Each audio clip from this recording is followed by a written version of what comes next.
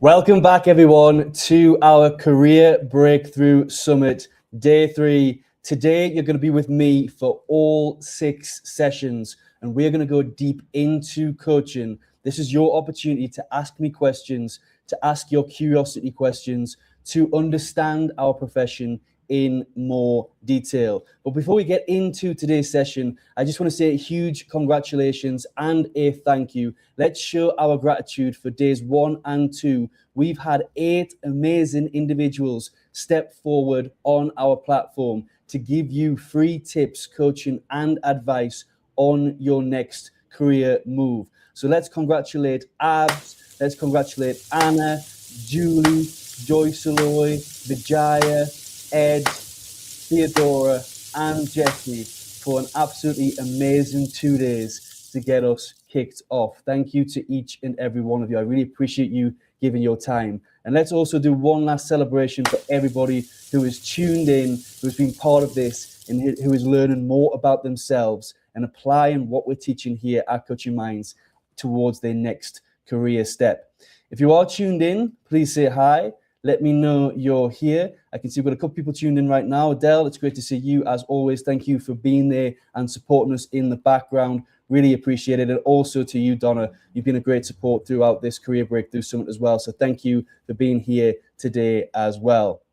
And we're kicking off with this first session. We're going to be looking at what is coaching. Now, coaching has become a huge buzzword. It's become a trend. So many people are calling themselves coaches when what they're doing is not actually coaching. Organizations are giving employees coaching titles without coaching qualifications because they don't fully understand what coaching is. Now, you might be curious about coaching. You might be looking to understand what coaching is. We're going to tackle all the myths, and I'm going to give you an overview of what coaching is in these 30 minutes. Now, I'm going to be going through a lot, so I will be jumping between the comments. I might not get a chance to answer all your questions, but if you do have any questions, put them in the comments box. Anything you'd like to add, put it in the comments box. I kind of promise I will add it because we've got a lot to get through in the 28 minutes we have remaining. But who is this session for? So if you're just passing by right now, if you're tuning in, a little bit curious about coaching, then this is for you. So if you're somebody who's curious about coaching, if you're looking to pursue a career in coaching, or if you're a manager or leader who's been testing the waters with coaching in your organization and you're thinking about coaching qualifications to enhance your skills as a manager or leader. Or maybe you're somebody who's thinking about stepping into management. This is also great for you, so you can get that edge and that step up with terms of in regards to coaching qualifications. Now, please put your questions in the question box, in the comments box. Remember, there's no such thing as stupid questions, just stupid people. And I say this because we might get a few daft comments in the comments box. We're just going to ignore them. We're going to ban them. I know everybody who's tuned in and who is ready is here to learn. You're curious. You have an open mindset and you want to know about coaching and what coaching can unlock for you. So that being said, I'm going to do a little bit of about me. So here is 2-year-old Paul on the screen. Don't know what happened to me, but I'm not going to be giving you my LinkedIn details, my profile, all that sort of stuff. You can go to my LinkedIn, you can read my professional background. I want to do something different today so I can connect with you. So I'm going to do a quick 2 truths and 1 lie. I'm going to give you 3 statements. I want you to guess which of these statements are true and which one you think is false, is the lie. So first of all, I was born with a hole in my heart. Second of all, I accidentally said shit on national radio. And third of all, I broke my leg in 2 places when I was 10-year-old. Which one of them do you think is a lie? Put it in the comments box. But in terms of my experience in coaching, I've been coaching for over 9 years. I've had my own coaching practice for 8, and I've been running Coaching Minds for 6. So I've got a lot of experience in this area, in this field, with regards to coaching. And today's your opportunity to pick my brain and ask me any questions that you want with regards to coaching. So Donna is saying first, so Donna's believing that the lie is that I was born with a hole in my heart. Razan is saying that I didn't accidentally say shit on national radio. Thank you for the engagement. Let me know what you think, which one you think is the lie. But the actual lie is I never broke my leg in 2 places. So I was born with a hole in my heart, and I did accidentally say shit on national radio. That's a story for a coffee or a beer if we ever connect in a networking event. Ask me, I'll tell you the story. It's actually quite funny. But that's a little bit about me. So as I mentioned, I've got 9 years experience in coaching, 8 years with my own coaching practice, and 6 running Coaching Minds. But over the course of today, this is just our first session of 6. Today, in this session, in the next 25 minutes, we're going to be looking at a brief overview of what coaching is, some of the key skills, how we distinguish coaching from other methods, and also I'm going to be leaving you with 3 simple coaching tools that you can use and take away and apply today. You can practice with your friends and family if you don't have any clients. You can bring them into your next coaching session if you've already started to get some clients. After this, we are going into Zoom. We're going to be doing a coach demo. So I'm going to be coaching one of our coaches here at Coaching Minds to give you a demonstration of coaching. So if you want to see me coaching in practice and understand what coaching is, I'd see you there. Scan the QR code at the end of this session. That'll give you access to our community completely free, and you can find the Zoom link in there. The next session after that, session 3, I'm going to give you an overview of our coaching profession. Our profession and how it's set up is quite complex. A lot of people don't understand how everything's set up. Should I go for AMCC? Should I go for ICF? It's quite confusing, different levels of accreditation as well. So I'm going to talk you through all of that. I'm then going to give you a presentation, the 4th session of today, which is going to be AI and the future of coaching. I'm going to be talking about the role of AI, our position here at Coaching Minds, the direction in which the industry is heading, and a few questions for you to think about how you apply AI in your coaching practice. We're then going to do an overview of Coach Dog. We're going to have the founder of Coach Dog, or the co-founder of Coach Dog alongside me, Jamie Fletcher, who's going to give you an overview of the platform. We're going to be talking about the purpose of this and how this might help you find a coach if you're new to coaching or you're looking for a coach. And then we're going to close with a coach review. So I'm going to be interviewing one of our graduates here at Coaching Minds, and they're going to be sharing their experience with us here at Coaching Minds. So that's what we've got in store for today. But in this session here, I can see Adele's put a question in the comments box. Brilliant. Adele, I'm going to star that and come towards that at the end. So I will do a little bit of a QA at the end, or fit it in where I see it fit along the presentation so we can stay on topic and track. But before we get into it, I want to know, before we look at what coaching is, I want to know why you want to become a coach.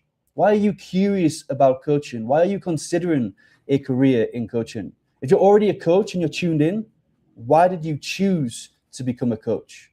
Let me know in the comments box. I want to hear why you chose to become a coach. And whilst you're typing and sharing your reason, your why, you know, everyone who read Simon Sinek, we always talk about Simon Sinek, start with why. It's always a good place to start. So think about your why.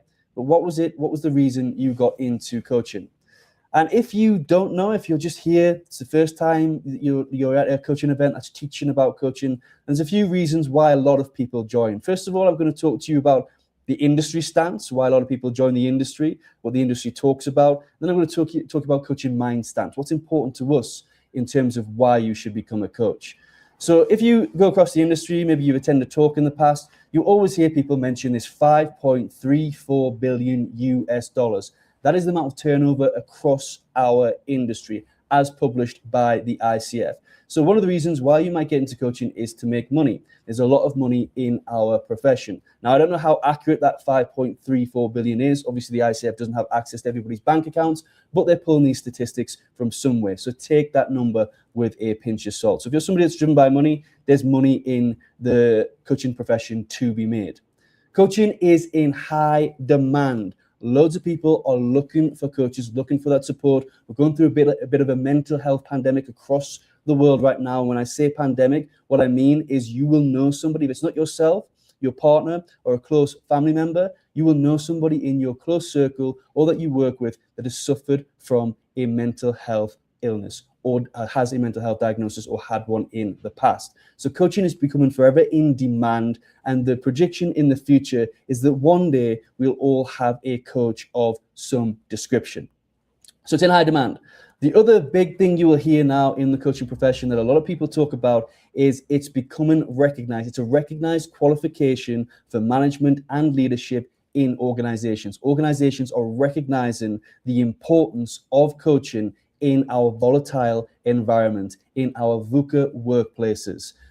Coaching is being recognized by some of the biggest professions and also biggest organizations. So that's what the industry will tell you. 5.34, it's in demand, and coaching is being recognized worldwide.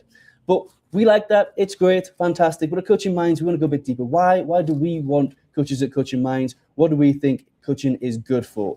First of all, it allows you to support others. It gives you your own personal growth, and it keeps human connection granted. What do I mean by this? Why have I summed this up here? Well, first of all, it is coaching, if you really get into it, is a huge way to transform yourself, to grow yourself, and also to transform and make an impact to the lives of others. Coaching doesn't have to be, for many years, it's been a luxury. It doesn't have to be a luxury. If you hone these skills, if you find a program that is the right cost for you within your budget, then you can offer pro bono coaching, you can offer discounted coaching, you can offer low cost coaching to those that really need it in the world. And coaching, when really put into practice, can make a huge difference to the lives of others. And we're going to learn how in this session today. And coaching is all about human connection. In this dawn of AI, where AI is really starting to take over certain projects, we're all hearing the horror stories of thousands of people losing their jobs at Oracle, Meta letting go of people. The starting of letting people go is happening, but coaching grounds us in our human skills. And we had a brilliant talk yesterday from Theodora, who talked about the key skills of the future in this dawn of AI, and a lot of them are linked to coaching. Soft skills are going to be so important. And in coaching, we cover things like critical thinking, how to communicate, how to connect with others. This is going to be vital in the future. So those are the three reasons here at Coaching Minds why we think that you should be considered to be a coach and what matters to us, beyond the money, beyond the demand, but not beyond the recognition. So I can see, I'm coming back to the comments to see what people are sharing, why they became a coach. So Donna shared that supporting those who don't always know how to move forward and or being aware of how far they have come. Brilliant, Donna. Thank you so much for sharing that. It's a lovely reason to join the coaching profession. I really appreciate you sharing that. Excellent. Okay, so if you do want to share, if you're tuning in late, we'll just talk about why become a coach. Why would you want to become a coach? Drop it in the comments box. Now let's take a look at what is coaching, and I'm going to go back and ask the audience. So if you're tuning in right now, if you're still here, are you watching on the replay? I want you to put in the comments box what you think coaching is. What is your understanding of coaching right now? And the reason I ask this, and I want to see where you're at, is because a lot of people have misconceptions of what coaching is. The biggest misconception is that people think because I'm great, I give my friends advice, I give my family advice, all my colleagues at work come to me for advice, I'm going to make an excellent coach. Now that might be true, but what you're going to struggle with when you start to learn to be a coach is that we don't actually give advice as a coach. And if we give advice, it actually hinders the growth of individuals. It doesn't help them. So one of the biggest misconceptions is that I can give advice, I can tell people how to live their life. You have so many life coaches, motivational speakers, pretending that they're coaches, advertising themselves as coaches, giving you advice, giving you life tips, but it's not actually coaching. I'm going to explain to you what coaching is right now. But if you do have any ideas on what you think coaching is, please put it in the comments box. So I can see Adele shared here that guiding others to find their own answers they have within themselves, move forward to where they want to be, my passion to help others and further development. Beautiful, Adele. That captures some of the key elements of what coaching is. I really appreciate you sharing that, and I'm glad that it's your passion. Coaching is beautiful. It's absolutely wonderful. It's a great skill, a set of great skills. It's not just one skill.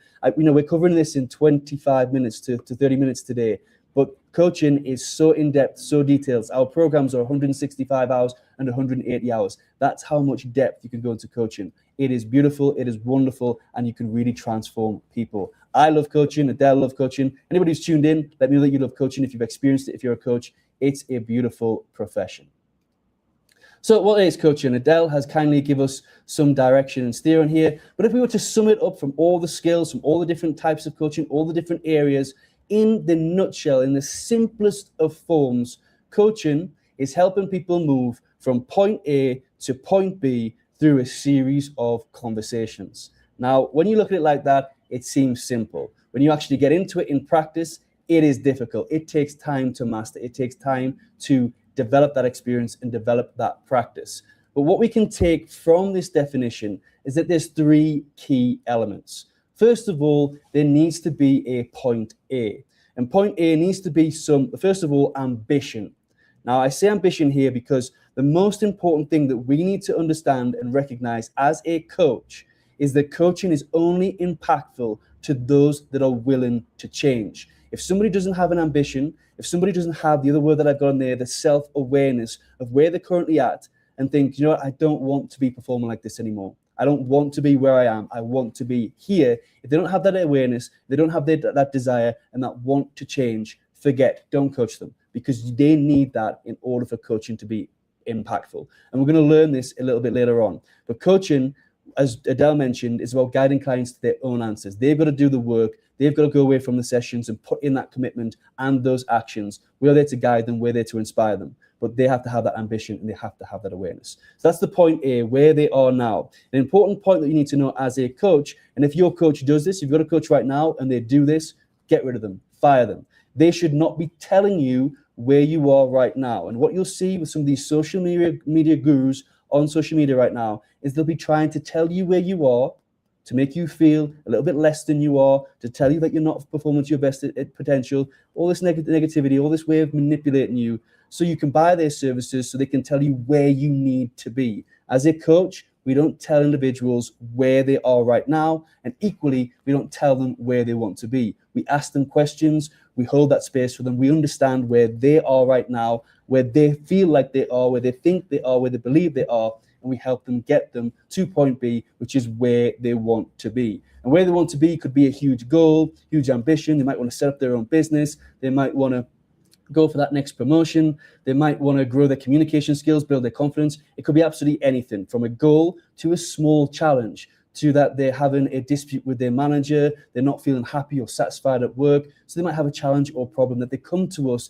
that they need that help and support with. But the important point is, we don't tell that client where their point A is. We don't tell them where that point B is. We ask questions. We use models and frameworks to understand where they are, allowing them to share their own answers. And finally, this all happens through a series of conversations. And there's different types of coaching. I haven't got time to go into it today, but you have individual coaching, you have team coaching, you've got organizational coaching, you've got executive or leadership coaching, you've got high performance coaching. There's different areas of coaching, but all of these coaching, all of this getting from point A to point B, whether you're moving an organization from point A to point B, a team from point A to point B, or an individual, this all happens through a series of multiple conversations. But what makes a conversation, a coaching conversation, over just a chat with your partner, your friends, your family? What is the difference? There's three key elements, again, that makes a conversation a coaching conversation. First of all, is that the agenda is set by the client. Everything we talk about is the client's agenda. We don't bring our own assumptions in there. We don't bring our own experiences. If you think about when you have a conversation with one of your friends, maybe you're talking about where you plan to travel next, or they've come back from a holiday that says, oh, I've been to Brazil, or I've been to Croatia or Italy or wherever they've been, and you've been to that place. Your mind also wants to come in and you want to share your experience of being in Italy or being in Croatia or wherever it is. And you want to have that conversation. The conversation becomes equal. It comes about both of you. A coaching conversation, we don't bring those assumptions. We stay curious, we ask them questions, and that whole time is spent on the client. The conversation, second element, also needs to be beneficial. So it needs to give the client something, some form of deeper self-awareness, some form of self-discovery, some actions or commitment, some different perspective of looking at the situation or the goal, maybe some inspiration, some motivation to take away. And finally, the third element is it needs to move the client forward in some way. So they can walk away with an action plan. They can walk away feeling better. They can walk away and measure that difference that they feel from the coaching session. That's what makes the difference between a conversation and a coaching conversation. So what do we not do? When we're learning what coaching is and what coaching isn't, we need to look at what we shouldn't do as a coach. And I've already covered the first one. I'm going to jump back to the comments and take a quick break. Donna is saying here that coaching is the pebble that ripples through the lake. It impacts all relationships Beautiful. And if you've experienced somebody that's had coaching or has become a coach, you will understand this ripple effect. It doesn't just transform your life, you'll see how you can transform the lives around you and beyond. People will notice a difference in you, they'll notice a change in you because you approach your conversations differently. I remember when I first started coaching, I became annoying for people because I wouldn't give them any advice, I wouldn't give them any tips, I wouldn't bring every conversation, I would always ask them questions. I had to learn that there's a time and place for coaching because I didn't want to pee people off. But you do get really curious and you change the way in which you approach and communicate with individuals. So just coming back to the presentation here. So as I mentioned, we don't give advice or answers. The biggest stepping stone, the biggest level of self-awareness when somebody has an itch or a desire to start a coaching profession, they get in, the biggest eye-opener is, don't give advice. What do I actually do? I'm going to talk about what we actually do in a second.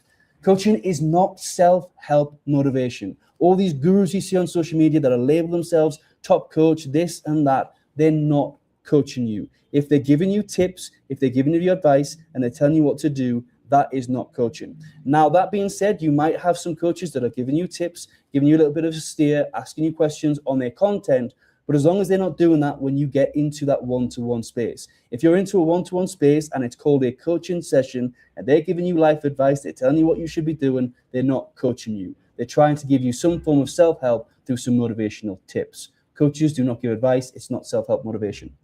Coaching is also not about fixing people. There's this myth that coaching is you have to fix people, somebody's broken. No, we don't fix people as coaches. And the fourth and final that coaching is not, is it's not therapy. One of the biggest things I always get asked from somebody who doesn't understand coaching when I'm at my networking events, when I'm in person, when I'm teaching is, so coaching's kind of like therapy. No. It's a completely different method of support. When we learn our ethics, when we start to understand coaching in more depth, we need to stay in our area of competence. Coaching can go alongside therapy in certain circumstances when we understand how, but it is not therapy. It is its alternative method of support. It's a support method of its own. So what do we do as a coach? If we don't give advice and answers, what do? We ask questions. The problem we have in life is everybody's looking for the right answers, but you're not going to get the right answers if you're asking the wrong questions. You have to ask the right questions to get the right answers. And sometimes we've got so much going on, it's hard for us to ask the right questions ourselves. So we need a little bit of a guidance and a steer from an external source, like a coach. So the coaches will ask you the right questions to help you think differently. We don't give advice, we don't give tips, but we introduce and offer models and frameworks that will guide the client through certain ways of thinking, certain different tools to help them change, capture action, look at things differently. We don't fix clients. We see our clients as being whole, just the way they are. They're perfect just the way they are, just maybe they're not performing to their full potential. So how do we help them get to that potential? How do we help them reach that ambition? How do we help them get past the block that they're going through right now? It's not fixing, it's guiding. And finally, the fourth point here is it is a unique support method of its own. It's not therapy, it's not counseling, it's not mentoring, it's not teaching. And we're going to look at that right now. So therapy versus coaching. I'm conscious I've got 7 minutes left, so I'm going a little bit quick. So put your questions in the comments box if I haven't covered it. I'm going to come back to those in the end. So as I mentioned, coaching is not therapy. Now, first of all, terminology. Therapists work with patients, coaches work with clients, coaches work with coachees or clients. That's the terminology that we use. Therapists are generally educated to degree level. In the coaching, what you're going to learn in our after our demo is there's no need for a degree in coaching. It's a non-regulated profession, but there is our certifications and accreditations with reputable organizations, which we'll learn in our next session. So that's the level of education. Therapists tend to work with those who have a mental health diagnosis. So they work with those with depression, anxiety, schizophrenia, PTSD, you name it. They work with people with a mental health diagnosis. As coaches, we don't work in that area. Now, that's not to say we can't help somebody that has anxiety or depression, but we help them in a very different way. We tread that water very, very carefully, and we focus on what we can do as a coach, which is their future goal. We don't go into the anxiety, we don't go into the depression, but if somebody's got anxiety, depression, and they have a goal that they want to achieve or something they want to improve in terms of communication, we don't have to say no. We can work with that as long as we stay in our lane, we stay within our competence. This is something we teach on our program, on our courses here at Coaching Minds. So as a coach, we don't go into the past as a therapist would. We stay at present, and we've got an eye and a focus on the future. And we help them achieve their goals, get past their challenges and their blocks to perform better in whatever it is they want to perform better in. Coaching is not consultancy. Very similar, creates a little bit of a gray area. A lot of consultants are calling themselves business coaches these days, so that confuses the waters a little bit more as well. But again, terminology, consultant works with a consultee, a coach works with a client or a coachee. And the key fundamental difference, if you were to write this down and take one important point today, is whilst both a consultant and a coach might use different tools, models, frameworks, a consultant can actually give business advice. A consultant can actually do work on behalf of the client. Coaches, we don't. As I mentioned, we don't give answers, we don't give tips, we don't give advice. What we do is we ask questions, we use models and frameworks to change the way in which individuals think. And we don't do any of the work on behalf of them, where a consultant would on behalf of their client or their business. Teaching. A lot of people think, oh, as a teacher, do I coach? You can bring coaching into any of these areas to enhance your teaching, the therapy, and also the consultancy. And we're going to look at mentoring in a second. Bringing coaching into that space can be fantastic. It can help you think differently, approach things differently. If you've got a client that is stuck or a patient that is stuck, you can bring coaching into that space, but you cannot bring that into a coaching space. So the difference between teaching and coaching, if you write it down again in a nutshell, is a teacher is a subject matter expert. So they know everything about the subject. They're there to teach you. They're there to assess you on that subject. Whereas a coach, we aren't a subject matter expert. As much as many social media gurus come out there and try and act as if they're an expert on life and they have the perfect blueprint to change your life right now, there's no perfect blueprint. There's no one shoe size that fits everybody. Everybody has their different, everybody's unique, everybody's different. We all have different experiences, different backgrounds. So we can't teach life to individuals. We can't teach people how to transform. What we can teach in terms of the coaching profession is the skills that we need and the traits that we need to adapt to help people transform themselves. Just quickly again, the 8 core skills. I want to hit the 30-minute mark. So I'm just going to go through these briefly. Don't worry, I've got a free resource at the end of this presentation for you to go into these deeper. But the 8 key core skills of a coach, first of all, is listening. But it's not just listening to respond, it's listening to listen. There's 5 levels of listening. We want to get, as a great coach, as a professional coach, to a level of empathetic listening, to deep listening at an empathetic level. The next one is effective questions. We need to be able to ask the right questions at the right time within the right context. The third point, the 2 high five there with a heart, is we need to be good at building rapport. We need to be able to connect with people. We need to be able to have those great icebreakers at the beginning, make people feel safe. We want to be able to build rapport with individuals. The fourth one there is empathy. The importance of empathy, when to use empathy in coaching, not to allow empathy to become too much that we become emotionally involved in the sessions. When to use empathy, when to use sympathy. That's a key skill of a coach. Observation. We need to be really good at observing as a coach, because it's not just about listening to what's being said, but it's about observing body language and observing things that are not being said, so we can ask questions and understand why. The 6th one there is self-awareness. So how do we develop awareness of ourselves, awareness of our clients, awareness of our profession? How do we grow ourselves as individuals? How do we get involved in more continuous professional development? The 7th there is reflection, the ability to act as a mirror for our clients. Now, you will find that a lot of clients, when they're sharing information, it's the first time they've shared information with absolutely anybody. So just playing that back in a very professional way and acting as a mirror can really help them understand themselves at a deeper level.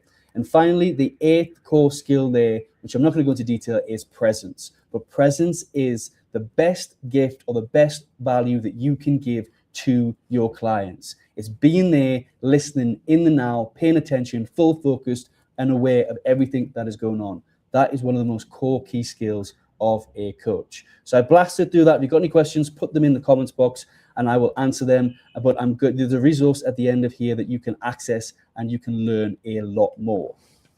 But I want to leave you today with 3 simple coaching tools that you can apply and use in the next hour with your friends, with your family, with your next client. If you're a member of Coaching Minds, if you're already on a program, you will know these questions. You will know these tools. You probably used them before.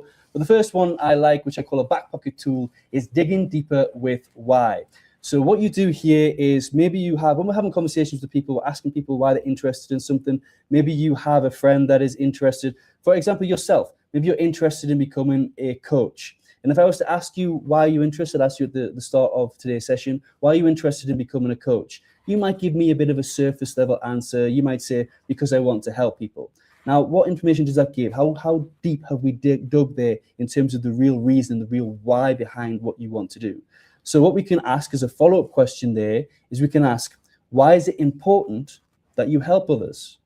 And you might come back as because I want to feel fulfilled, I want to feel passionate about what I do. I'll ask you the question again, why is it important that you feel passionate and you're helping others in that space? We dig deeper. We don't want to do it too many times because it can come across as a little bit of annoying, but it's a great tool just to help people from a service level answer, dig deeper into the reason why they want to do something. So that's the digging deeper why back pocket tool you can pull out. Really great to use if you want to get more information from clients. The conversation feels a bit stuck and you don't know where to go in terms of depth.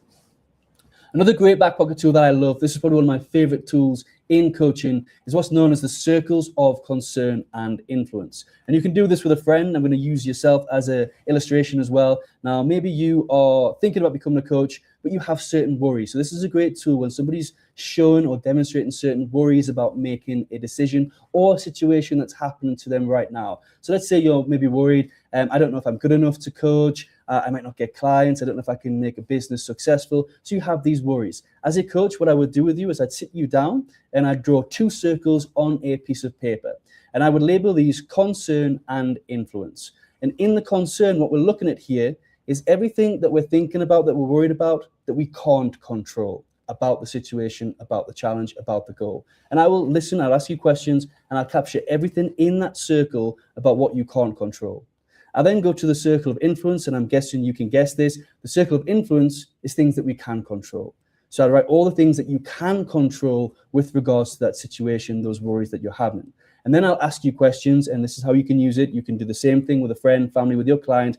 Circles of concern, what can you control, what can't you control? And then ask questions that steer them into that box of what they can control to develop actions to help ease that worry. Great back pocket tool to have, really wonderful to use with clients in your coaching sessions. And finally, the next back pocket tool, when I say back pocket tool, it's just something you can pull out at any moment in a coaching session or in a conversation to get the conversation deeper, to get a different perspective, to get a better understanding. The last one is what's known as the miracle question, or I like to call this the magic wand question. There's different ways in which you can do this, but essentially what we're asking here is a hypothetical question that if they were to wake up tomorrow or in a week's time, a magic wand, somebody came and fixed everything for you, what would be the first thing you notice? What would happen from there? So I've captured this on the screen as imagine you wake up tomorrow, a miracle has happened, and your goal has been achieved. What would you notice first? This is really good for pessimistic people, people who feel maybe stuck, have a huge block, can't see a way forward, can't see the light at the end of the tunnel. We can put them in this hypothetical situation to see if they can think differently and look at things from a different perspective. So for example, you want to be a coach, I would ask you that question. Imagine you wake up tomorrow, a miracle happened, and you were a successful coach. What would you first notice? What would that look like for you? How would you feel? You might share with things like me, I have a healthy bank balance or a thriving, abundant bank balance. I have clients coming in, I have this, and that is going to evoke really good positive emotions for us to have a more constructive conversation than you saying, I don't know, I don't know, I don't know. Miracle question is a great way to put people in the hypothetical future. Now, I said there was going to be a free resource. I'm going to come back to the questions while I leave this on the screen for you. I'm going to answer any questions that people have asked.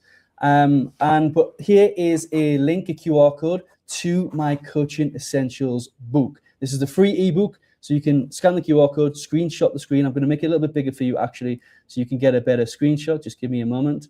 So that'll be better for you. Take a screenshot, come back, screen it. This covers everything I've talked about and more. It's a published book. It's available on Amazon if you want the hardcover, but the ebook is free. Use this if you're thinking about becoming a coach. Don't spend thousands of pounds straight away on a program. Read this book so you can understand exactly what it is and if it's right for you. And I'm giving it away free because we are on a mission here at Coaching Minds to make coaching affordable and accessible across the globe. And we can't do that unless we give free resources and we're educating people on what coaching actually is. Now I'm going to come to the questions. I can see we've got two questions here. We've got one from Adele and we've got one from Claire. Claire, it's wonderful to see you here. Thank you so much for tuning in. And we've got a nice comment from Donna, which I'll pull up as a closing. So this is your chance to ask questions. I know I'm a little bit over time. I need to jump straight into the coach demo in 10 minutes, but I'm here. I've done 30 minutes. I want to answer your questions. This is your session. This is for you. So please do ask your questions. Adele is saying, is coaching personal development?